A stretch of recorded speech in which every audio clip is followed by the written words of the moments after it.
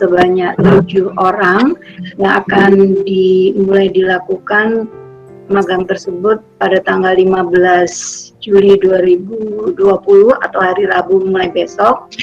Kemudian juga 3 orang untuk magang di BCA yang akan kita mulai tanggal 3 Agustus 2020. Malam ini pembekalan akan disampaikan oleh Pak Sparta. Adik-adik, mungkin silahkan memperhatikan, dan kalau ada yang mau ditanyakan silahkan nanti. Saya rasa itu pembukaan dari saya, Pak Sparta. Kami persilakan, Pak. Oke, terima kasih kepada Bu ini, Bu Iwi, teman-teman tim magang. Ini karena hari ini 10 orang ini mau berangkat lebih dahulu dan sifatnya itu di luar rencana kita ya. Jadi hanya ini mendadak aja. Kemarin minggu lalu yang lembaga BCA sama LPS minta segera didahulukan. Ya, nanti kita perlu memberikan pembekalan magang sekilas saja ya kepada adik 10 orang ini. Nanti itu saya akan buka presentasinya.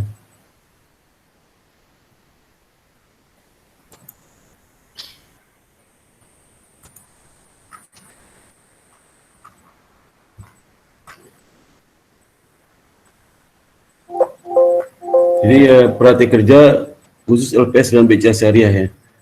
Jadi ini lebih dahulu memerlukan kebutuhan adik. Jadi kita agak lebih fleksibel nih. Harusnya kan dimulai tanggal 1 September sampai 31 Desember. Tapi karena mereka butuh dan kita juga membutuhkan tempat magang dan kita disediakan kaku. Jadi kaku amat ya. Jadi kalau saya adik-adik mahasiswa nanya dan teman-teman yang ngerti kenapa LPS lebih dulu kita belum berangkat juga. Sama ibaratnya nanti kalau sudah meninggal ya, setelah Siratal Mustaqim itu ada yang lebih dulu berangkat, ada yang masih menunggu kloter berikutnya ya. Itu biasa-biasa aja ya. Nah, nanti saya akan jelaskan bagaimana tentang LPS dan BCA Syariah. Ini sekilas sebelum sudah berangkat ya. Yang kedua persiapan magang, panduan magang, tanya jawab ya. Nah, pertama mengenai sekilas LPS. Jadi LPS itu disebut juga lembaga penjaminan simpanan ya. Ini sejarah LPS itu dimulai pada saat krisis moneter dan perbankan Indonesia tahun 1998. Jadi waktu itu ditandai adanya likuidasi 16 bank ya, mengakibatkan menurunnya tingkat kepercayaan masyarakat pada sistem perbankan.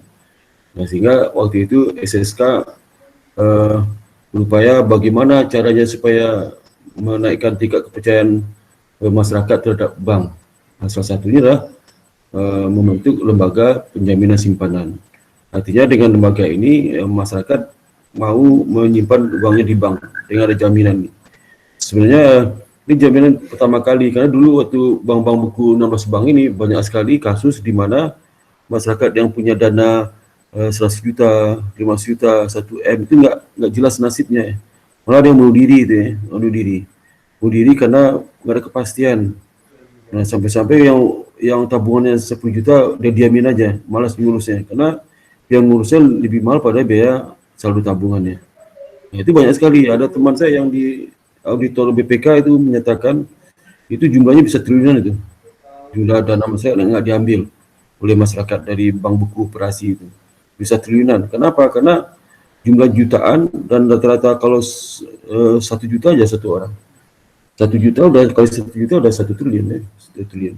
Luar biasa ada sumber dana ya, yang tidak diambil oleh masyarakat karena mereka harus frustasi ya. Jadi kalau bank buku ditutup sekarang, jangan diharap dana itu bisa kembali 3 bulan, 4 bulan, 6 bulan nggak ada kepastian itu.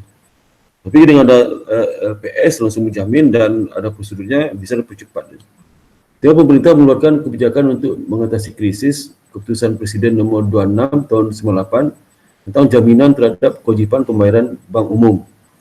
Kemudian kedua keputusan Presiden nomor 193 tahun 1998 tentang jaminan terhadap kewajiban pembayaran bank perkreditan ya. Kemudian Undang-Undang nomor 10 tahun 98 tentang perbankan. Jadi dibentuk tahun berikutnya 98, dibentuk juga Undang Nomor 10 tahun 98 tentang perbankan.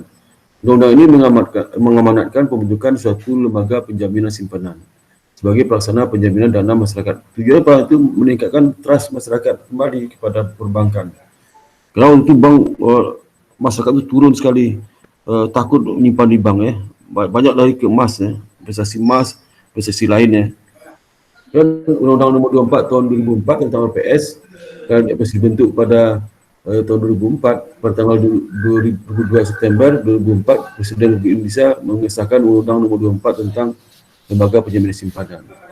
Dan LPS resmi beroperasi sesuai dengan Undang-Undang Nomor 24 tahun 2004 itu berlaku efektif sejak tanggal 22 September 2005. Dan sejak tanggal tersebut LPS resmi beroperasi sampai sekarang ya, sekarang.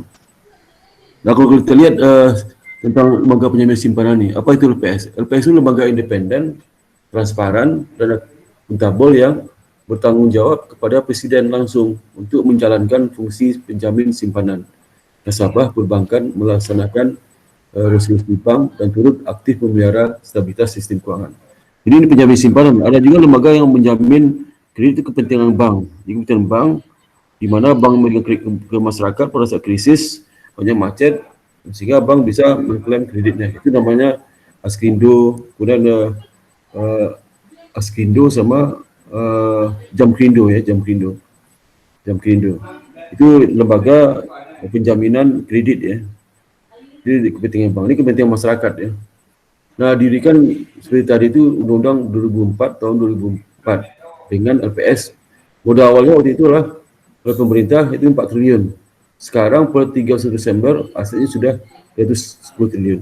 Meskipun aset 210 triliun, kalau seandainya Bank Mandiri itu itu kalau tidak salah dana tabungan itu ada sekitar hampir 500 triliun lebih. Sekarang udah 1000 triliun asetnya.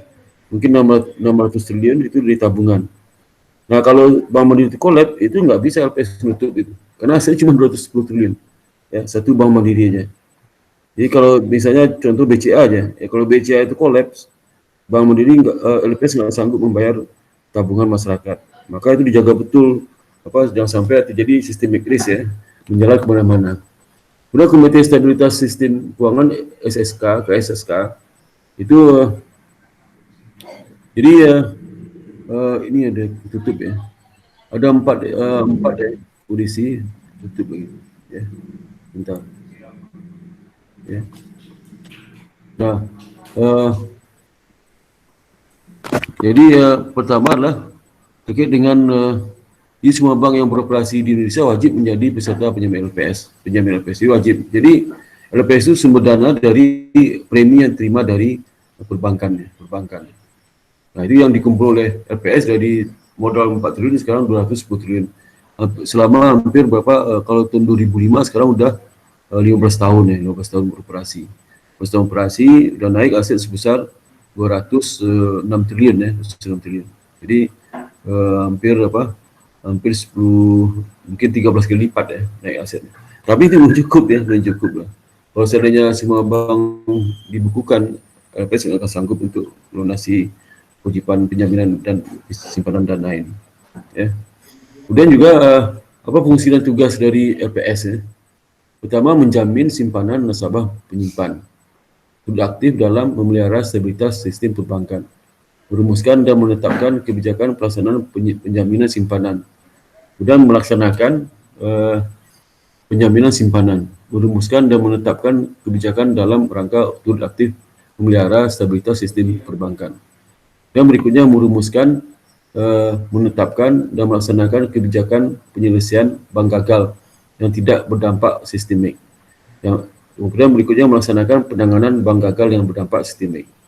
Fungsi LPS ini sangat strategis, makanya dia langsung bertanggung jawab kepada Presiden. Kalau dulu waktu krisis tahun 1998 itu yang dengan itu BPPN ya. Ya, ini BPPN ini yang karena dia juga mengelola di sisi kredit juga segi simpanan. Nah, sekarang khusus simpanan aja. Kredit mungkin Askindo, Jamkrindo itu mungkin ya. Nah, mandat barunya apa? Berdasarkan Undang Nomor 9 tahun 2016 tentang pencegahan dan penanganan krisis sistem keuangan. Pertama, metode purchase and assumption. dia Bridge Bank, dan program politisasi perbankan. Itu mandat baru yang diberikan kepada LPS agar sistem keuangan tetap stabil, ya, stabil. Di samping juga dijaga oleh Bank Indonesia dengan OJK dengan fungsi yang berbeda. Di LPS bank peserta saat ini, bank peserta di LPS sudah 110 bank umum dan 1.714 BPR dan BPRS. Dan sejak 2005 melikuidasi 1 bank umum dan 100 BPRS, ya. Jadi 2005, 15 tahun itu hanya 1 melikuidasi bank umum. Misalnya kalau sudah lihat ada banyak bank hilang, itu bukan likuidasi, sebagai banyak merger, ya, banyak merger. Misalnya dari 2005 sampai 2006 mungkin ada sekitar 10 sampai 12 bank ada yang merger, ya. Tapi itu likuidasinya 1 bank umum. Terus sejak 2005 membayar klaim lebih 1,3 triliun, ya. Ini biasanya yang banyak dibantu lah bank-bank dari BPR, ya, BPR. Karena kalau dari bank umum 1,3 triliun itu masih kecil, ya, masih kecil. Nah, ini struktur organisasi LPS. Ya, sebentar. Jadi BPR itu banyak sekali tutup, ya, oleh LPS ini. Jadi banyak 1.714, ya, BPR ditutup. Nah, itu yang dibayar simpanan tabungan oleh LPS kepada nasabah-nasabah BPR itu. Jadi total hampir 1,3 triliun. Ini struktur organisasi. Nah, nanti saudara akan magang di bagian yang ini. Jadi untuk magang ini kita tidak menentukan saudara harus di bagian mana. Jadi diserahkan kepada mereka. Jadi jangan sampai saudara nanti ngurutu-ngurutu, ya. Misalnya di buku panduan itu menyatakan harus magang di bagian untuk di perbankan lah, di bagian kredit, di bagian pendanaan, ya. Dan kalau di bank di perusahaan lain bisa di bagian marketing, bagian produksi, di bagian akuntansi, di bagian SDM. Tapi di sini berbeda, ya, berbeda. Di sini bagiannya itu ada seperti misalnya Direktorat Riset, Surveillance dan Pemeriksaan, Direktorat Klaim dan Resolusi Bank, Direktorat Hukum, Direktorat Keuangan, Direktorat SDM dan Administrasi, ya. Jadi mungkin sudah tempatkan dari 5 direktorat ini, ya, direktorat ini. Nah, masing-masing itu ada bagian-bagian di bawahnya. Nah, soal di mana ditempatkan ada lagi Biro Kemaritiman Risiko dan Kepatuhan, ya, terus lembaga dan grup sistem informasi. Nah, kita belum tahu nih sudah tempatkan di mana, ya.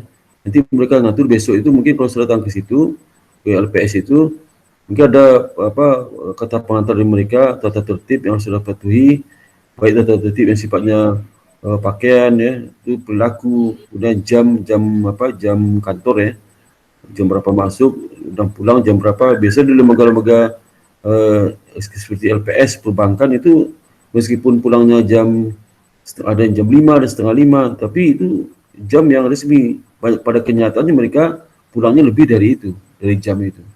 Nah, kalau sudah nanti tanyakan kepada dosen pembimbing lapangan di situ untuk magang itu apakah pulangnya ikuti jam kantor karyawan, ikuti pulang karyawan atau bagaimana gitu, ya. Bisa sudah tanyakan ke mereka. Dan pagi itu meskipun mulai masuk ada yang 7.30, ada yang jam 8, kita nggak tahu LPS jam berapa masuknya. Kalau masuknya jam 7.30, terlebih kalau bisa 15 menit paling telat sebelum jamnya sudah datang. Atau ada juga lembaga itu bisa masuk jam 7.30, tapi jam 7.15 sudah hadir, karena 15 menit ada briefing dan sebagainya, pagi-pagi itu. Dan pulang juga sama, pulangnya ada kondisi di mana di tempat tertentu kalau pulang menunggu kepala bidang, kepala cabang pulang dulu baru kalian pulang, ya. Dan kalau saat sekarang mereka butuh mungkin banyak pekerjaan harus mereka selesaikan, terutama menuju akhir tahun kan, pencapaian target dan sebagainya. Nah, kemudian itu yang LPS, ya. Nah, BCA saya informasi hanya sekilas ini bisa sudah baca di internet juga banyak, ya. BCA Syariah ini berdiri dan mulai melaksanakan kegiatan usaha dengan prinsip syariah. Jadi saya nggak tahu nanti yang ikut di BCA Syariah ini apakah berapa orang yang jurusan syariah atau non syariah, ya. Nanti kita daftarnya siapa aja yang ikut di BCA Syariah. Tapi kita utamakan yang perbankan syariah memang adalah anak-anak dari prodi syariah, ya. Tapi prodi syariah kan memang nggak banyak, ya, angkatan. Jadi kalau masih ada baru kita masukkan yang dari mahasiswa jurusan akuntansi dan manajemen, ya. Nah, ini beroperasi mulai tanggal 5 April 2010. Jadi baru 5 tahun umurnya, baru 10 tahun umur Bank BCA Syariah, ya. Jadi Bank Syariah ini dimiliki oleh Bank Sentral Asia, ya, dan PT BCA Finance. Jadi BCA itu dimiliki 99,99%. Kita tahu BCA itulah BCA dimiliki oleh kalau salah itu pemerintah Singapura sekarang memiliki BCA itu. Kemudian juga kalau BCA Finance itu anak perusahaan dari BCA Asia, anak perusahaannya. Anak perusahaan memiliki 0,01%, sedangkan BCA jadi mayoritas BCA. Nah, kalau kita lihat ya BCA Syariah berdirinya itu untuk menampung debitur-debitur nasabah dan debitur dari BCA yang pindah ke Bank Syariah. Kan banyak juga itu. Jadi pedagang-pedagang tanah abang, pedagang-pedagang pribumi ya yang memiliki banyak aset di BCA Syariah, di BCA ini, dan begitu Syariah banyak bermunculan, banyak mau pindah. Itu salah satu motivasi kenapa BCA Syariah didirikan tahun 2010 ya. Dan isinya 2009. Nah, ini fasilitas ada ATM dan sebagainya. Jadi kayaknya fasilitas BCA Syariah ini ikuti fasilitas BCA.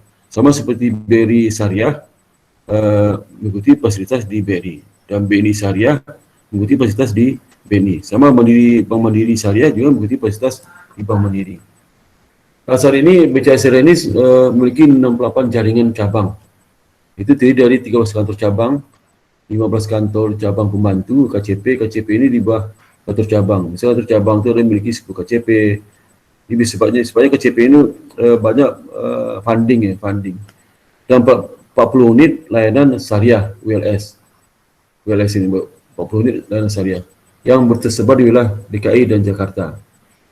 Dan Tangerang, Bogor, Depok, Bekasi, Surabaya, Semarang, Bandung, Solo, Jogja, Medan. Jadi kalau sebagian besar ada di Pulau Jawa ya. Di luar Jawa itu hanya di Medan, Palembang, Malang, Medan, Palembang, Lampung, Banda Aceh ada 3 ya. Jadi Medan, Palembang, Lampung, Banda Aceh ada 4 di luar Jawa ya. Dan Pasuruan masih Pulau Jawa juga, sebagian besar di Pulau Jawa.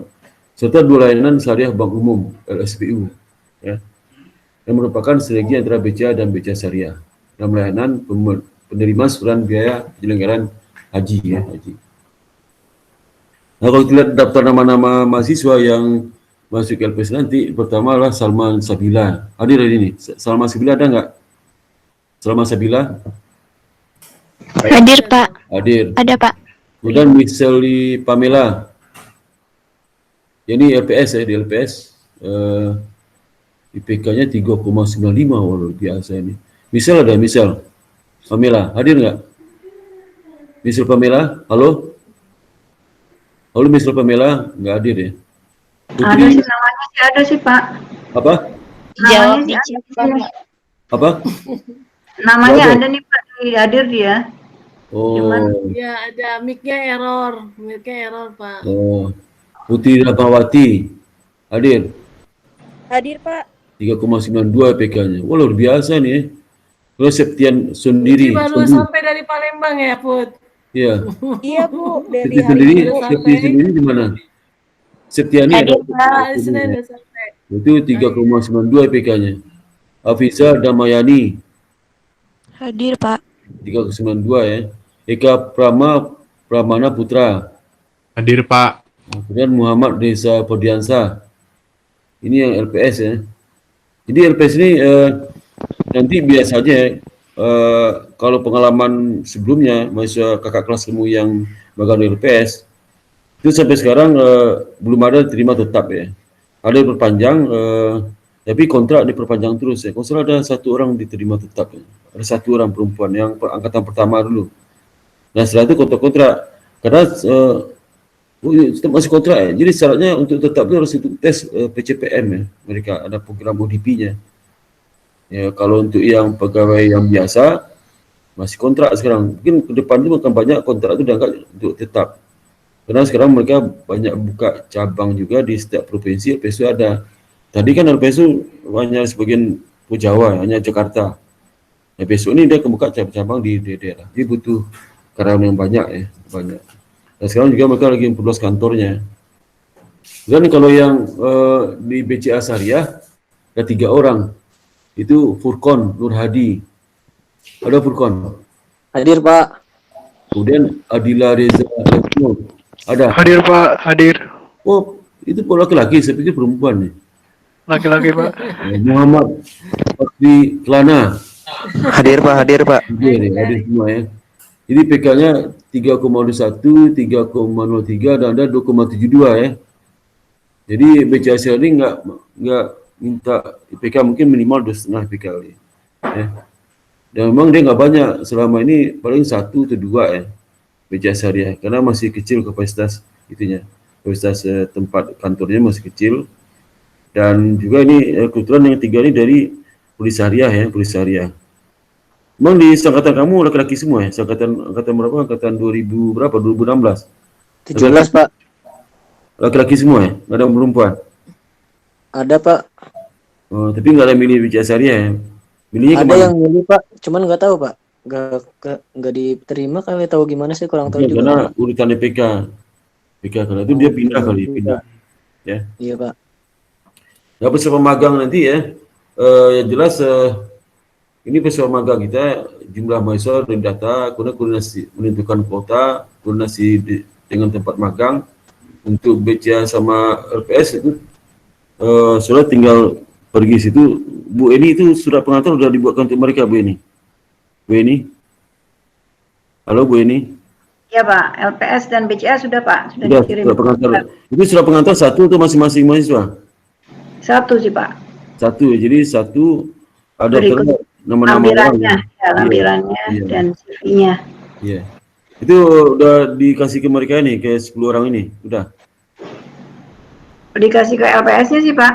Udah ke mereka harus juga, mereka sebab juga itu. Oh baik-baik ya. Yang penting mereka bawa Bu, kalau enggak nanti banyak kasus nih, mereka datang dicuekin sama satpamnya. Iya Pak. Ya justru mereka harus punya surat pengantarnya dari kita, pengantar menyatakan bahwasanya berdasarkan keputusan LPS BCA, dengan ini kami sampaikan bahwa mahasiswa mahasiswa ini yang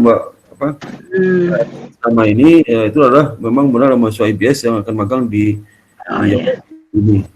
Jadi sekarang nanti dibaca, itu masuk baca sapam, dibaca cabang, itu langsung mereka bisa. Itu Bu. Jadi banyak kasus mereka juga ditelantarkan di luar karena nggak ada surat.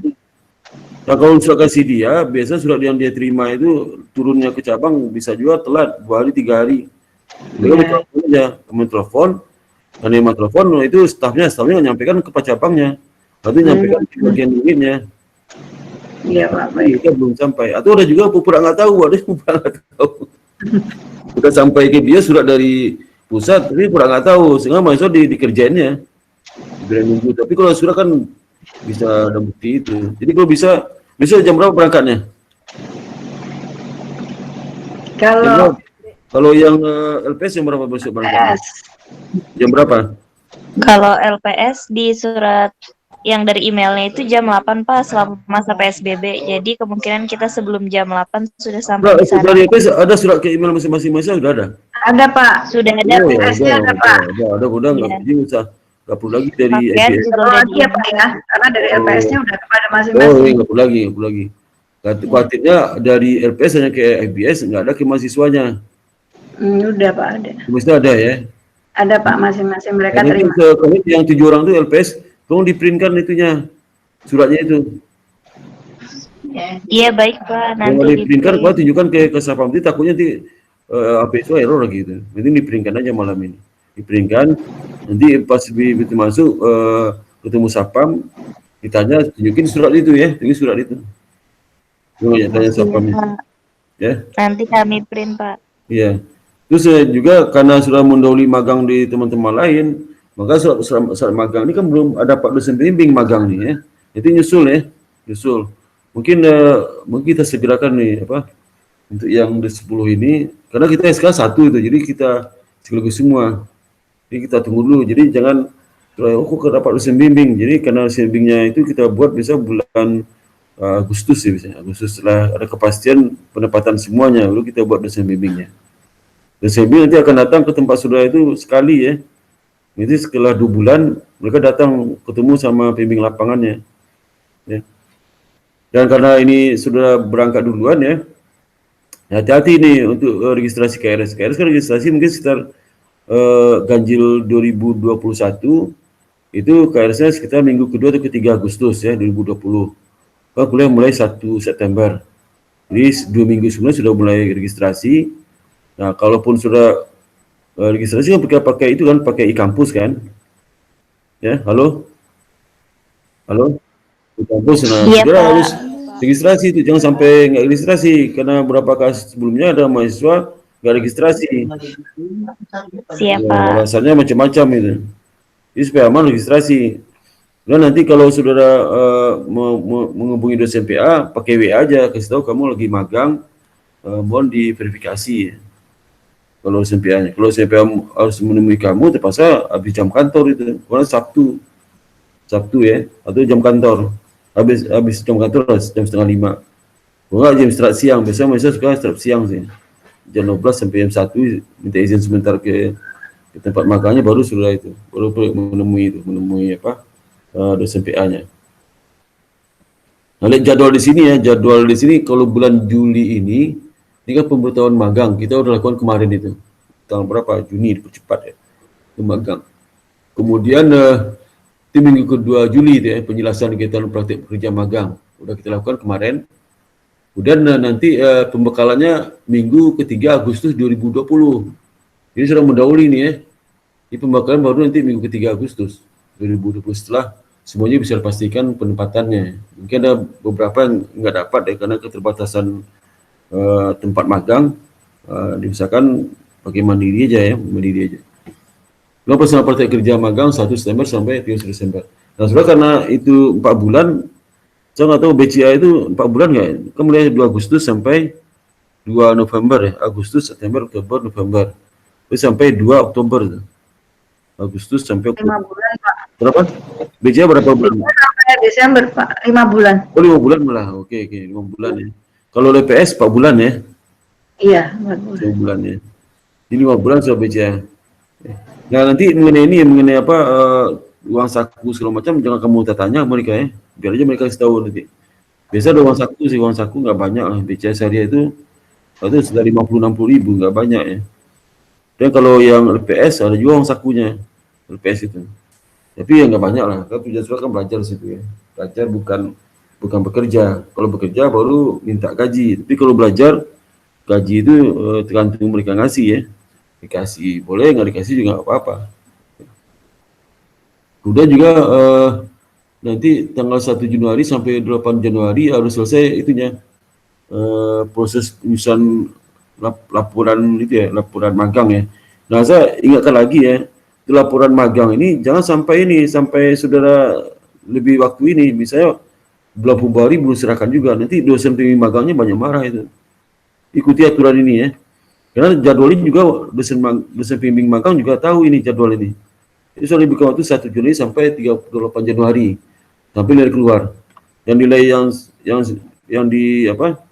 Nilai yang diberikan oleh dosen pembimbing magang itu biasa nilai yang setelah ujian apa presentasi dan bisa langsung dikasihkan ke BAK.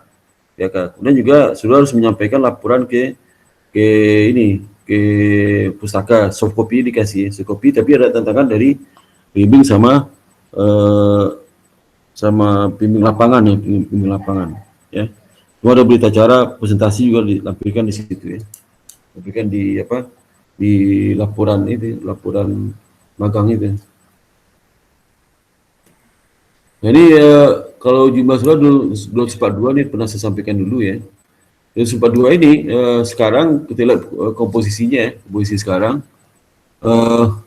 itu kita sudah itu ada 242, tapi kita ngajukan 287. Jaga-jaga kalau ada mereka yang nggak setuju ya. Nah, yang sudah terima sekarang 184 orang ya, 184 orang. Ini termasuk yang LPS ini.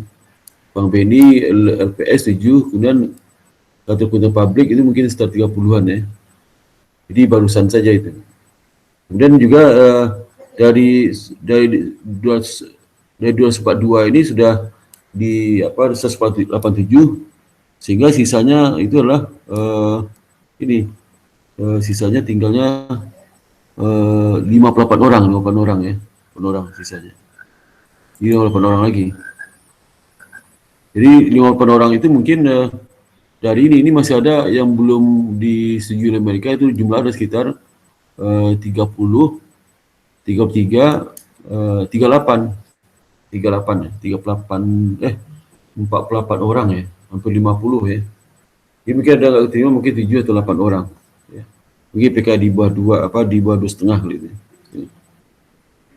Dan sampai itu juga sekarang ada lebih kurang 90-an orang mengajukan magang mandiri. Mungkin udah sampai 100 ini. Tapi yang mengajukan mandiri itu, jalur mandiri, itu juga mendaftar di ke tim magangnya. Jadi kita menyarankan nanti yang pilih salah satu ya, apakah ikut perusahaan yang kita sediakan atau jalur mandiri ya. Jadi kalau mereka jalur mandiri, apa kita coret di jalur magang. Kemudian penembagaan ini bisa sudah baca nanti di buku panduan ini sudah dibagikan belum kan? Sudah dibagikan belum? Buku pandu magangnya. Udah kan lu tuh di pembakaran Bank Indonesia? Halo? Sudah Pak. Ya, itu isi sama, kan harus baca. Sama isinya ya. Yang penting soal pasti tertib ya. Mungkin seorang lagi datang tepat waktu ya, sesuai jam kerja di tempat praktek kerja. Kemudian mentaati peraturan yang berlaku di tempat magangnya, ya. Jadi peraturan itu seperti misalnya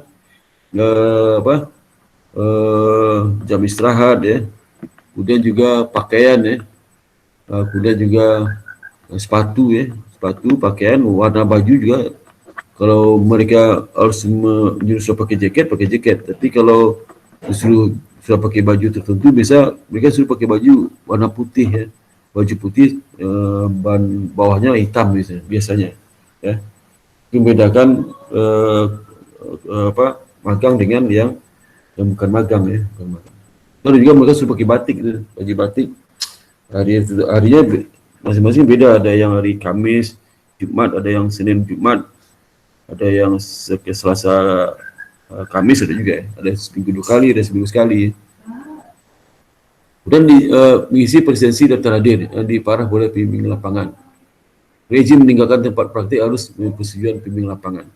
Ini izin meninggalkan tempat praktik itu harus izin pembimbing lapangan. Mereka kita berikan buku panduan magang jadi tahu aturan ini.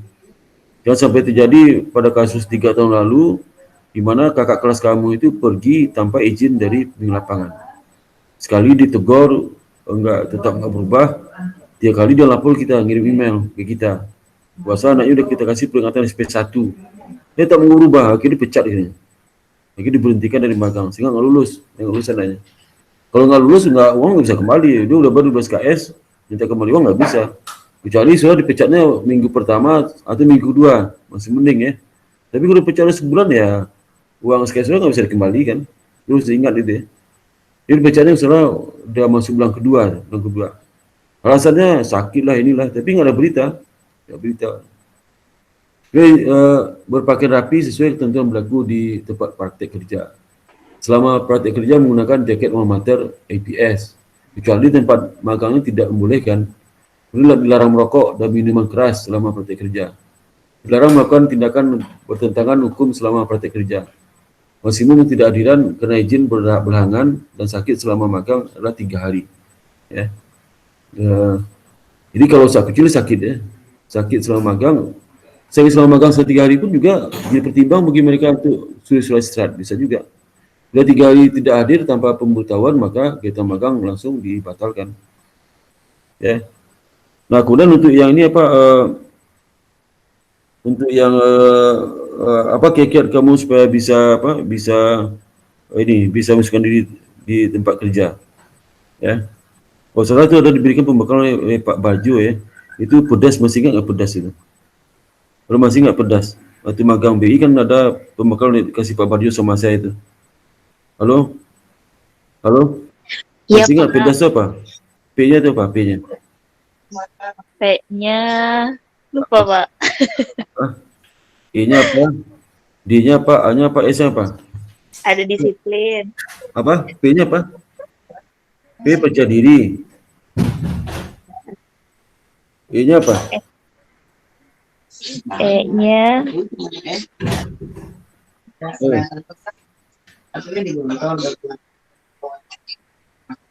Lu nggak ada tahu ya?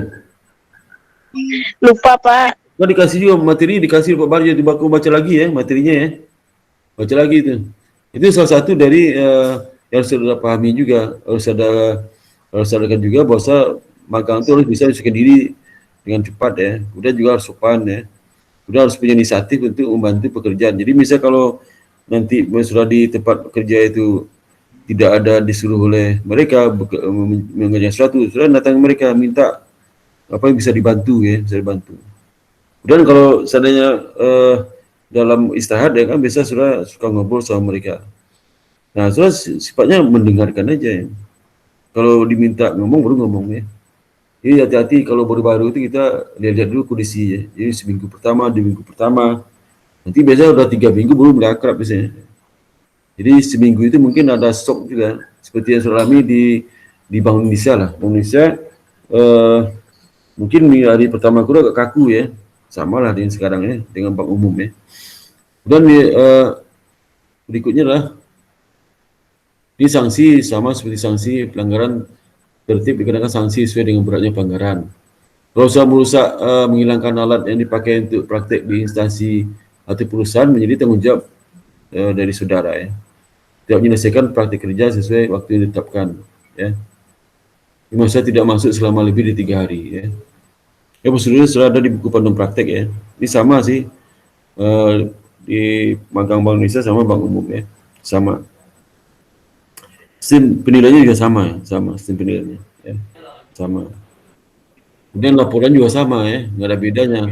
Laporan di BI sama laporan magang untuk yang 4 bulan SKS ini ya. Berakhir juga sama ya. Ya ada pertanyaan seperti sini. Oke, silakan, ada mau ditanyakan ya. Oke, silakan. Oke, silakan. Ada pertanyaan? Atau Bu ini mau menambahkan? Atau Bu Iwi mau menambahkan juga yang lain, silakan.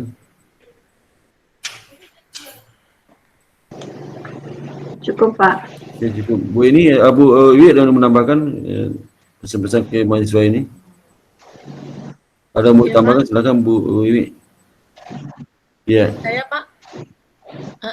Baik ya, Assalamualaikum warahmatullahi wabarakatuh. Waalaikumsalam. Selamat Bapak Sparking School dan Bu Eni bagian kerjasama ya Bu ya. Dan pada adik-adik mahasiswa yang Ibu cintai, alhamdulillahirabbil alamin ya. Halo Bu. Alhamdulillahirabbil alamin, adik-adik mahasiswa sudah bisa magang. Dengar Pak, suara saya kecil ya Pak? Bu ini bukan sama, tapi ketua tim. Oh, ketua tim. Oh ya, ketua tim ya Pak. Maaf. Ketua pelaksana magang. Iya Pak. Ketua pelaksana magang ya. Ya, itu serius Bu Dewi. Ya maaf ya, diralat ya. Ya.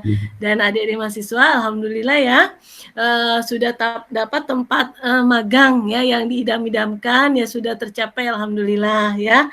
Nah, pesan Ibu tadi sudah banyak disampaikan oleh Pak Sparta. Ibu ingin menyampaikan saja ya, tetap menjaga nama baik Indonesia Banking School di tempat Anda melakukan magang ya. Tadi sudah diberikan untuk tata tertib dalam melaksanakan magang, dan kita tetap berpegang pada integrity, knowledge, dan skill ya dari landasan Indonesia Banking School ya. Di sana tetap mahasiswa nanti patuh dengan aturan-aturan yang ditetapkan di tempat magang ya. Kemudian tetap mengutamakan etika, sopan santun, tutur bahasa, pakaian, busana, rambut gitu ya, yang rapi gitu. Kemudian pergunakan semua kemampuan, skill, dan pengetahuan yang diperoleh di bangku perkuliahan ya. Yang pesan Pak Subarjo waktu itu adalah aktif ya, kemudian juga kreatif ya, jangan malu untuk bertanya ya. Kalau ada yang ingin ditanyakan dengan bahasa yang sopan, pasti akan dilayani oleh staf-staf di sana ya. Itu ya pesan dari Ibu, tetap menjaga integrity, knowledge, dan skill harus dikedepankan. Semoga nanti dari magang Anda di sana bisa direferensi untuk bekerja di sana, baik di LPS maupun di Bank Syariah ya. Amin ya rabbal alamin. Ya itu saja sih Pak Sparta yang saya sampaikan. Selamat untuk adik-adik mahasiswa untuk menjalankan magangnya ya. Semoga sukses selalu. Wassalamualaikum warahmatullahi wabarakatuh. Waalaikumsalam. Oke, terima kasih Bimbingan Bu Wiwi.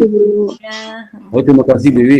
Juga ada pesan terakhir juga. Nanti pada saat sebulan sebelum magang selesai, so siapkan laporan ya untuk konsultasi dengan pembimbing lapangan. Jadi gunakan kesempatan ini, jangan sudah disusun lapornya setelah sudah magang, nanti repot susah ketemu sama pembimbing lapangannya. Jadi begitu saudara seminggu sebelum selesainya magang, laporan magang sudah selesai dan bisa ditandatangani oleh pembimbing lapangan. Yang kedua juga, jangan lupa sudah minta surat keterangan magang di perusahaan itu pada saat sudah selesai itu, hari Minggu terakhir ya. Kasih tahu ke pembimbing lapangannya bahwasanya saya butuh surat keterangan dari perusahaan untuk sebagai pengalaman ke magang. Karena meskipun dari BES menerbitkan juga sertifikat magang, tapi kalau sertifikat itu kalau dilampiri juga dengan surat keterangan menambah tingkat keyakinan dari user buat saudara. Ini tidak hanya sekedar dari kita aja, tapi juga dari tempat bekerja itu dilihat oleh mereka keterangannya ya. Jadi jangan lupa, karena ada beberapa kasus juga mahasiswa itu udah susah minta ini surat keterangan dari tempat magang karena terlalu lama. Dia baru menyelesaikan laporannya baru 3 bulan setelah laporan dibuat. Biasanya perusahaan itu memberikan surat keterangan pengalaman magang tempat itu kalau sudah laporannya sudah selesai biasanya. Laporan selesai baru mereka kasih. Maka selama sebulan terakhir itu harus siap menulis laporan. Laporan yang penting itu saya nulis laporan di bab 4 itu dah betul-betul real apa yang kamu kerjakan di situ ya, di bab 4 itu. Jadi saya sajikan misalnya jenis pekerjaan apa saja. Yang kedua bidang-bidang yang kamu tempat bekerja, masing-masing bidang itu jenis pekerjaannya apa. Itu baru kamu menceritakan jenis pekerjaan secara teknis ya, secara teknis. Bukan umum-umum aja. Jadi banyak mahasiswa itu kalau bikin laporan itu umum-umum aja, kalimatnya umum, kalimatnya normatif. Ini teknis, bagaimana prosedur kerja ini dari A sampai Z diceritakan. Kalau ada nanti sudah mengisi bukti, sebutkan bukti apa yang kamu isi, kamu rekap ya, dan kamu buat reportnya seperti apa laporannya, formatnya seperti apa. Kemudian juga kalau seandainya sudah dibikin laporannya seperti apa, bagaimana proses bikin laporan itu.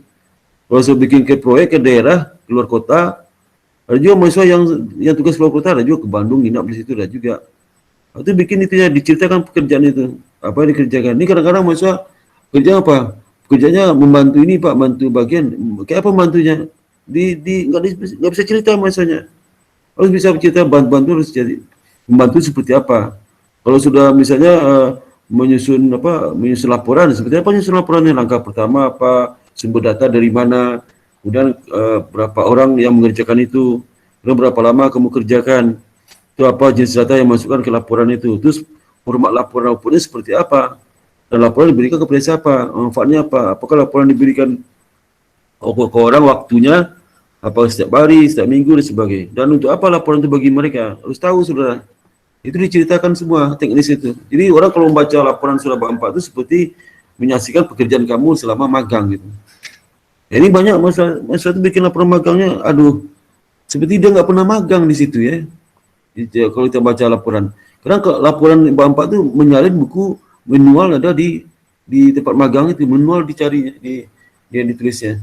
Padahal dia tidak mengerjakan itu, tapi tulis juga yang pekerjaan yang ada di tempat magang. Jadi contoh misalnya di tempat bagian surat itu ada 10 jenis pekerjaan. Kamu hanya satu pekerjaan, yang satu juga ceritakan. Nah itu yang diceritakan itu. Yang kamu kerjakan yang diceritakan. Tapi kerjakan yang aku ceritakan supaya mahasiswa itu adik kelas itu bisa baca. Ada juga mahasiswa gini, Pak saya magang dari 4 bulan hanya di bagian SDM, bagian rekrutmen. Ya rekrutmen itu macam-macam kegiatan sehari itu.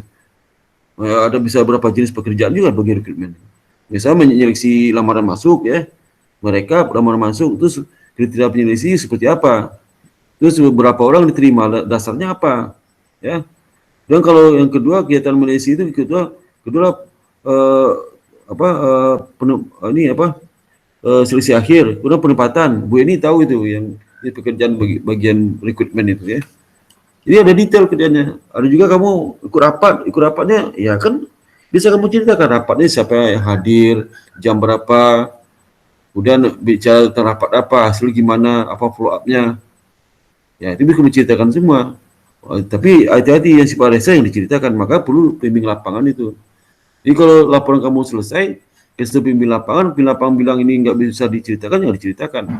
Atau diganti nama-nama orang, atau dokumennya diganti judulnya ya, atau jangan pakai angka dokumennya seperti itu. Itu benar lah saya ceritakan di laporan magang di bab 4 itu. Inti di bab 4 itu kalau bab 123 biasanya saya bisa bahas contek itu. Nah, hati-hati ke depan ini kita untuk laporan magang kita tunitin kan. Itu tunitin harus 30%. Jadi laporan magang yang kakak kelas kamu itu nanti dimasukkan direktori pustaka, sehingga kalau udah masuk direktori pustaka, berarti kan terpublish tuh ke internet ya. Sehingga kalau nanti dosen bimbing magang kamu itu mentunitin kan, dia akan baca bahasa ini nyontek dari laporan magang kakak kelas kamu, ya. Itu. Jadi kalimat harus beda, walaupun isi sama tapi kalimatnya beda, ya. Itu harus ingat betul tentang laporan dan jangan telat waktu laporannya. Kalau telat laporan saya report. Reportnya apa? Dosen nggak mau ngasih nilai sehingga bertumpuk di saya nanti ya. Banyak itu yang saya ambil alih itu ya. Karena dosen bimbing nggak mau lagi tentangan laporannya, nggak mau lagi melayani saudara. Nah, saya report jadinya, ya. Yang sampai terjadilah ya. Bagi saya sibuk sekali. Ini ada satu orang magang bank umum tahun lalu sampai sekarang belum dilaporkan juga. Bimbing lain tuh, ya. Karena sibuk udah lupa saya nama orang, udah lupa saya. Kemarin melapor saya Pak, bukan kapan saya bisa presentasi dengan Bapak ya. Bukan bimbingan saya, bimbingan dengan dosen lain. Karena dosen lain nggak layani, saya ambil alih. Nah, saya lupa terus tuh ya. Lupa terus karena sibuk sekali. Jadi repot. Disaster senaknya. Kenapa? Karena nggak disiplin ya, laporan nggak disiplin. Itu aja saya kasih nasihat untuk saudara supaya dia cepat keluar dan masuk ke KRS ya. Itu. Kayaknya sekian yang dapat saya sampaikan. Bu Eni kalau ada yang pesan Bu Eni silakan. Bu Eni. Cukup Pak, terima kasih Pak Sparta. Jadi adik-adik tadi yang disampaikan Pak Sparta dan Bu Wiwi tolong diperhatikan dan dijalankan ya, khususnya sikap ya di sana, jaga nama baik IBS tadi ya, harus ikuti aturan-aturan yang ada. Itu aja sih Pak Sparta, mau ditutup kalian Pak? Oke, jadi dengan demikian saya ucapkan selamat ya karena saudara udah dapat kepastian magang di kloter pertama. Kalau ini Aji itu sudah kloter pertama itu, kloter pertama. Nanti lagi kloter berikutnya. Nanti kloter yang paling banyak berangkat awal September ya, September. Kemudian sukses dan jaga seperti yang pesan dari Bu Eni, Bu Iwi, jaga nama baik ABS dan harus punya inisiatif kreatif ya. Harus sifatnya membantu, harus membantu orang, siapapun bisa bantu ya. Itu. Demikian yang saya sampaikan. Assalamualaikum warahmatullahi wabarakatuh. Waalaikumsalam. Terima kasih Bapak, Ibu. Ya.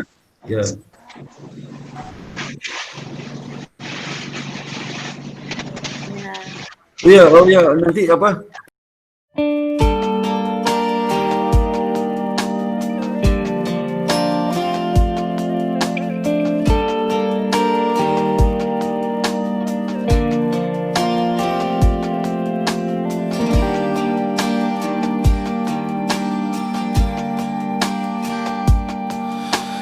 Jauh melangkah meniti waktu berlalu, jauh berjalan lewati berjuta warna kehidupan. Tanpa sadari dalam cermin wajah ini bertambah umurku dalam hidup yang semakin merapuh. Allah bukalah hatiku, bimbing di jalan terangmu, selamatkanlah jiwa yang gelap dalam cahaya rahmatmu. Allah kau maha cahaya, beri petunjuk sang jiwa, ampuni diri yang lelah, kadang sesat ku melangkah.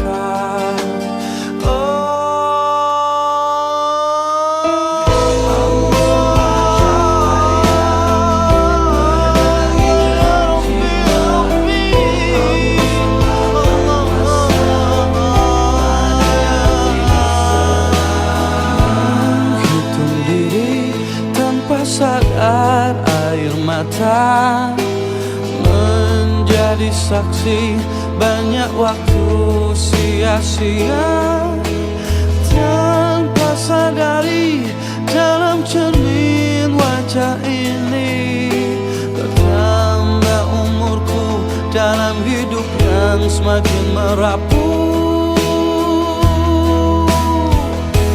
Allah bukalah hatiku, bimbing di jalan terangmu, selamatkanlah jiwa yang gelap dalam cahaya rahmatmu. Allah kau maha cahaya, beri petunjuk